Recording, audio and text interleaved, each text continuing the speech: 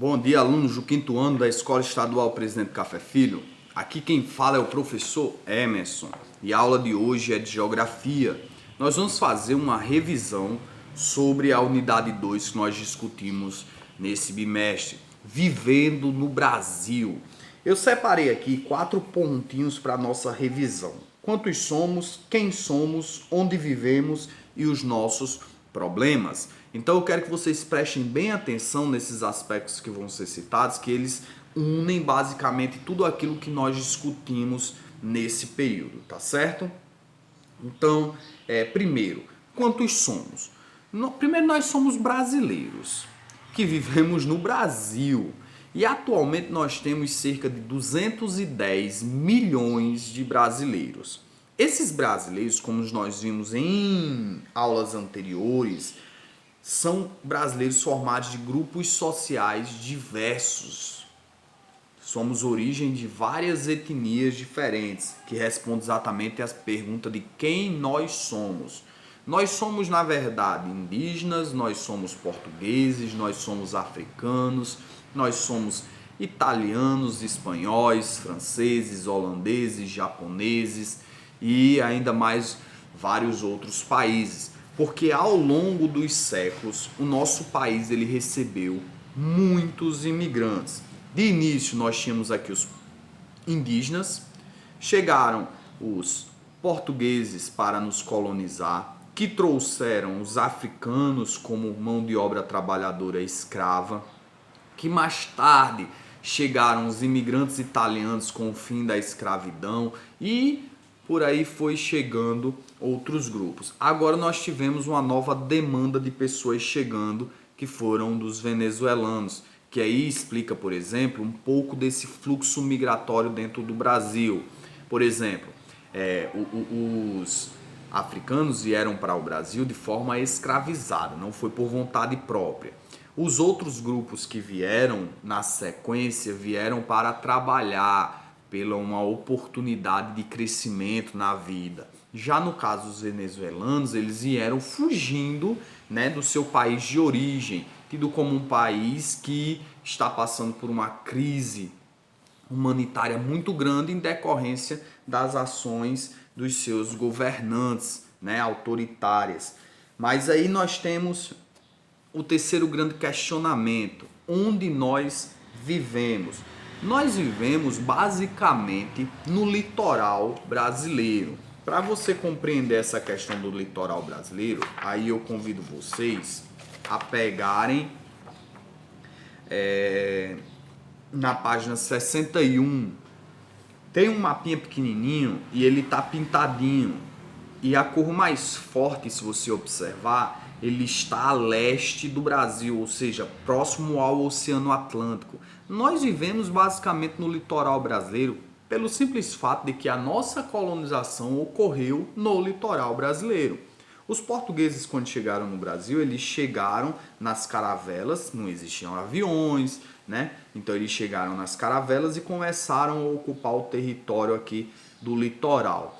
E eles não adentraram muito aos interiores porque eles queriam explorar inicialmente o pau-brasil, que ficava no litoral. Depois eles começaram os plantios de cana-de-açúcar e para escoar para o mar, para levar para a Europa, o lugar melhor também seria o litoral. E por aí foi se desenvolvendo nas práticas econômicas do Brasil, basicamente no litoral.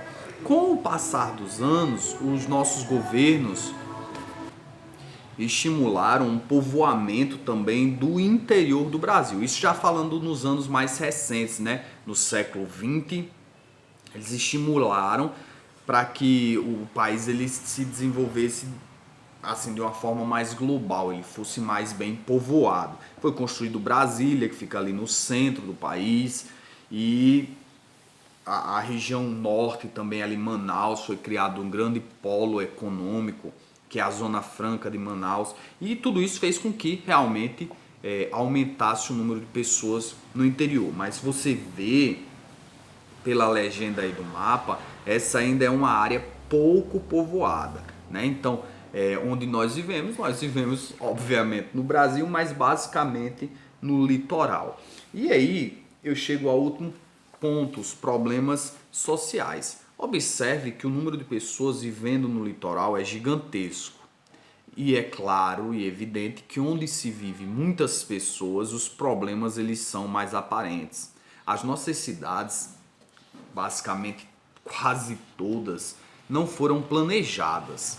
Se você pensar em uma cidade que foi planejada, as ruas foram construídas largas, foi feito saneamento, uma pavimentação adequada, sistema de iluminação, casa para todos, hospitais bem localizados, escolas também bem posicionadas, centros de atendimento, de segurança também, de acordo com as zonas da cidade, você vai ter em mente que é uma cidade que os problemas vão ser menores. Mas no nosso caso, as cidades elas foram crescendo de forma frenética e nós temos cidades gigantescas. A falar, por exemplo, da nossa, Natal, ela tem quase 1 milhão de habitantes. É muita gente vivendo. Algumas pessoas vivem em regiões mais bem localizadas, outras pessoas vivem em regiões mais periféricas. É óbvio que as que estão mais bem localizadas, elas têm acesso às melhores estruturas, enquanto as pessoas que estão nas regiões mais periféricas, elas têm menos acesso a isso. E aí isso cria um desequilíbrio social. E esse desequilíbrio social acarreta outros problemas sociais, como os que nós vamos discutir agora. O primeiro é o acesso à educação. O investimento geralmente nos grandes hospitais, nas melhores estruturas, são nas regiões mais bem estruturadas. E aí as regiões mais periféricas acabam por sofrer, porque só tem acesso a pequenas estruturas hospitalares e que muitas vezes são negligenciadas pelos seus governantes, sendo resultado até de desvio de dinheiro público. No que diz respeito à segurança, a região mais periférica também tem um contingente policial menor e as pessoas, por N motivos, né, que podem ser relacionados a questões psicológicas, a questões financeiras ou a questão mesmo de personalidade, acabam se envolvendo em situações de marginalidade e dificultando a vida da população local. E aí o acesso à segurança acaba sendo menor também e elas ganham proporção. A exemplo, as favelas que existem aí mundo afora, onde o crime organizado domina. E isso é resultado do desenvolvimento descontrolado e evidente, claro, da desigualdade social. Um terceiro exemplo é a própria educação, que junto com a saúde e a segurança, a educação forma o tripé da sociedade, sem a qual é impossível existir uma sociedade equilibrada. E aí a educação é a ferramenta para o resgate das pessoas. Mas e quando essa educação ela não é de qualidade? Quando essa educação ela promove, na verdade, a desigualdade social. Porque de um lado, né, nos grandes centros, vocês vão ter grandes escolas bem desenvolvidas e que ofertam as melhores tecnologias, as melhores oportunidades para as crianças, os jovens e os adultos alcançarem as melhores posições sociais. Em contrapartida, nas regiões mais periféricas, muitas vezes o material da escola é escasso, falta professor,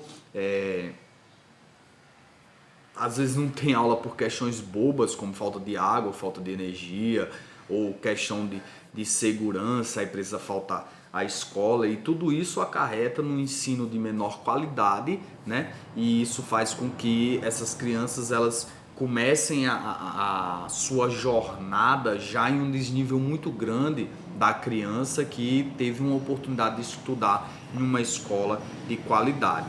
Mas a reflexão que fica dentro desses 3 pontos, desses 3 aspectos, que o que define o seu futuro não pode ser apenas as suas oportunidades, porque a gente conhece muitos casos de pessoas que alcançaram e conquistaram grandes posições, mesmo sendo pessoas pobres e humildes. Por quê? Porque não é só o dinheiro que lhe promove ser um cidadão de bem, mas sim o que você carrega na sua mente. Você pode não conquistar fortuna, mas conquistar respeito. E aí nós temos exemplos de comunidades humildes e pobres de pessoas que não têm uma finança significativa, mas têm o respeito, têm dignidade e conseguem promover a diferença mesmo onde vive, tá certo?